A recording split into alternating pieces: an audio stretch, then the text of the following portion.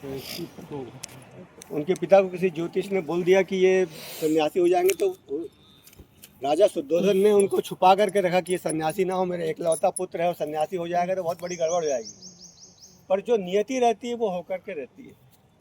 एक बार वो जब घूमने निकले और जब उन्होंने देखा, एक वृद्ध को देखा, एक बीमार को देखा, एक क्या बोलना चाहिए अर्थी को देखा, तो उनका एकदम मन वो बदल गया और वो निकल गए सन्यास। और खूब उन्होंने 12 वर्ष तक तपस्या करी। और तपस्या के बाद जब उनको गया में बड़ का वृक्ष, उसके नीचे ज्ञान प्राप्त हुआ, बोधि वृक्ष, मैं दर्शन करके आया हूँ। बहुत अच्छा, बहुत विशाल वृक्ष है और सारी जड़ें उसकी ज़मीन से जुड़ी हुई है।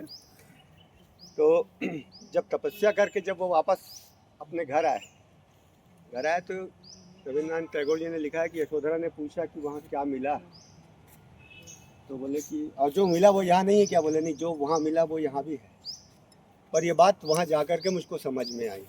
तो बोले फिर अपने पुत्र को क्या दोगे आप उत्तराधिकार में? तो बोले मैं क्या दे सकता हूँ, मैं तो सन्यासी हूँ। उन्होंने अपना भिक्षा पात्र अपने पुत्र को दे दिया, मतलब अपने पुत्र को भी अपना शिष्य बना दिया।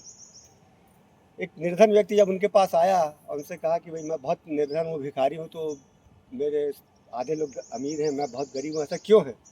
तो बोले ये सब कर्मों का परिणाम है। तो बोले और बोले तुमने कभी किसी को कुछ दिया ही नहीं? तो बोले मैं खुद भिखारी हूँ, मैं किसी को क्या दे सकता हूँ? बोले ये तुम्हारी समझ की कमी है, तुम जो देता है वो पाता है, इस सूत्र को समझ लो।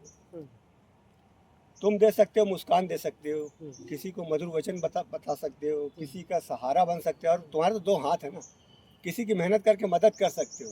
तो जब तुम ये जीवन में करोगे तभी तुमको कुछ प्राप्त होगा। सही बात, बिल्कुल।